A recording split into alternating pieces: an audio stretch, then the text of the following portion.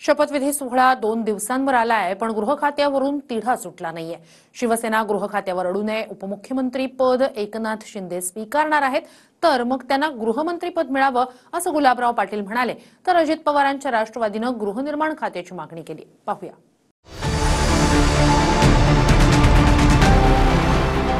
उपमुख्यमंत्रीपद देत असताना त्यांनी या ठिकाणी गृहमंत्रीपद त्यांना मिळावं अशी आमच्या सगळ्या आमदारांची इच्छा आहे. मुख्यमंत्र्यांसह उपमुख्यमंत्र्यांच्या शपथविधीला आता 48 तास शिल्लक आहेत आणि अजूनही गृह खात्यावरून पेच मात्र कायम आहे. एकनाथ शिंदेंना उपमुख्यमंत्रीपदासह गृहमंत्रीपद मिळावं असं गुलाबराव पाटील म्हणाले. आमची अशी इच्छा आहे की आदरणीय एकनाथरावजी शिंदे साहेबांनी या राज्याचं उपमुख्यमंत्रीपद घेत असताना स्थानिक स्वराज्य संस्थेच्या निवडणुका पाहता त्यांना मुख्यमंत्रीपद मिळालं असतं तर फार चांगलं झालं असतं, पण त्यांनी स्वतः त्या गोष्टीचा विचार सोडल्यामुळे उपमुख्यमंत्रीपद देत असताना त्यांनी या ठिकाणी गृहमंत्रीपद त्यांना मिळावं अशी आमच्या सगळ्या आमदारांची इच्छा आहे आणि त्यातल्या त्यात त्यांनी सत्तेमध्ये राहावं अशी आमच्या सगळ्या आमदारांची इच्छा आहे. गुलाबराव पाटलांच्या बोलण्यातनं एक बाब स्पष्ट झाली की एकनाथ शिंदे उपमुख्यमंत्री पदाची शपथ घेतली, पण गेल्या महायुतीच्या सरकारमध्ये उपमुख्यमंत्री देवेंद्र फडणवीस असताना गृहमंत्री सुद्धा फडणवीसच होते आणि तोच तर्क शिवसेना आता देते. आता उपमुख्यमंत्री एकनाथ शिंदे होत असताना गृह खातं त्यांच्याकडे असावं हे उघडपणे शिंदेंचे नेते सांगतायत. जे समाज विधायक कामं करतायत त्यांना नीट करण्यासाठी खातं असतं आणि आम्ही सल्यूट घेण्यापेक्षा त्या अशा शक्त्यांना नीट करण्याचा प्रयत्न जरूर करू. पण काही जण अशी आहेत का की ज्यांना हे खातं तुमच्याकडे नको आहे असं वाटतं तुम्हाला राजकारणामध्ये?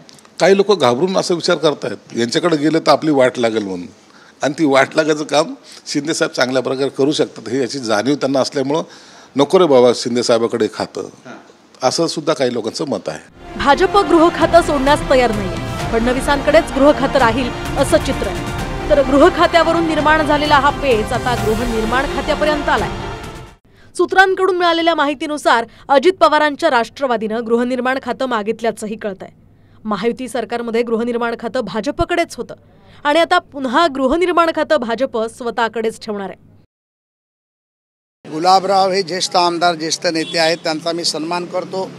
त्यांनी त्यांच्या मनातील भावना बोलले असतील, परंतु माझं एकच उत्तर पुन्हा आहे की या बाबतीतले निर्णय माननीय एकनाथरावजी, माननीय देवेंद्रजी, माननीय अजितदादा घेतील आणि तो निर्णय संपूर्ण महाराष्ट्रातला मान्य असेल. विशिष्ट खात्यांसह नेमकी किती खाती मिळावी यावरून शिवसेना आणि राष्ट्रवादीत आता एकमेकांना स्ट्राईक रेट दाखवला जातो. सूत्रांकडून मिळालेल्या माहितीनुसार भाजप स्वतःकडे 23 ते 25 मंत्रिपदं ठेवू शकते, तर शिवसेनेला 9 ते 10 आणि अजित पवारांच्या राष्ट्रवादीला 8 ते 9 मंत्रिपदं मिळू शकतात. मात्र विधानसभा निवडणुकीत आमचा स्ट्राईक रेट शिंदेंच्या शिवसेनेपेक्षा जास्त आहे आणि त्यामुळे शिवसेने एवढेच मंत्रिपदं आम्हालाही मिळावेत अशी मागणी भुजबळांनीही केली आहे. शिंदेंच्या शिवसेनेनं 81 जागा लढवल्या, त्यापैकी 57 आमदार आले. 70चा हा स्ट्राईक रेट आहे. राष्ट्रवादीनं 59 जागांपैकी 41 जागा जिंकल्या, त्यांचा स्ट्राईक रेट आहे 69%. तर 1% शिंदे स्ट्राईक रेटमध्ये पुढे आहे. अजितदादांच्या बरोबर आमच्या आमदारांची जी बैठक झाली त्याच्यामध्ये ज्या वेळेला हिशोब केला गेला त्यावेळेला ठीक आहे, शिंदे गटाने जास्त जागा मिळायला लढवायला त्यांचे जास्त निवडून आले. आमच्या गटाला त्यामानाने फार कमी जागा मिळाल्या, त्यामुळे आमचे निवडून आले.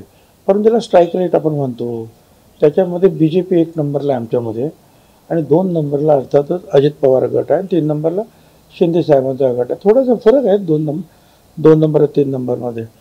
तर आमच्या म्हणणं असं आहे की आमचा पण स्ट्राईक रेट चांगला आहे, तर तुम्ही त्यांच्या एवढंच आम्हाला पण जागा द्या. अशाच वेळेला यांना हे स्ट्राईक रेट का आठवला? लोकसभेच्या स्ट्राईक रेटवर का बोलले नाहीत? तुम्हाला स्ट्राईक रेटबद्दल तर लोकसभेला जे काही झाला ना तुमचा स्ट्राईक रेटचा त्याच्यावर बोलता आलं असतं, परंतु आता या उद्या परवा शपथविधी आहे आणि त्याच्यापूर्वी असे स्टेटमेंट करून नेमकं काय मिळवायचं आहे हे मलाही कळालं नाही.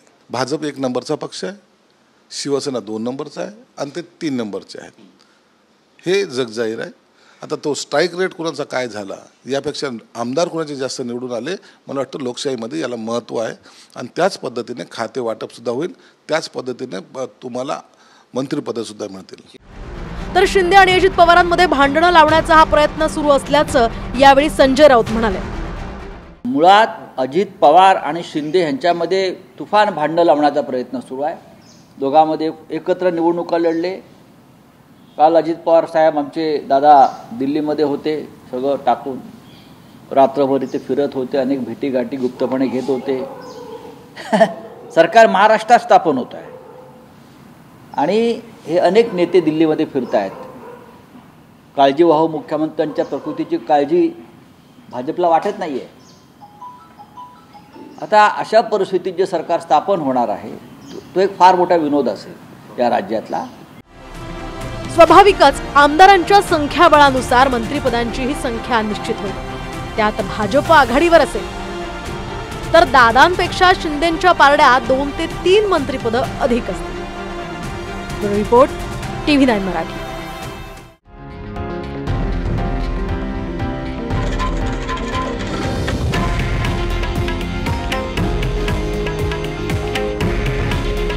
हे आहे देशातील नंबर 1 न्यूज नेटवर्क आणि आपण पाहत आहात TV9 मराठी. काळजी तुमची, हित महाराष्ट्राचं.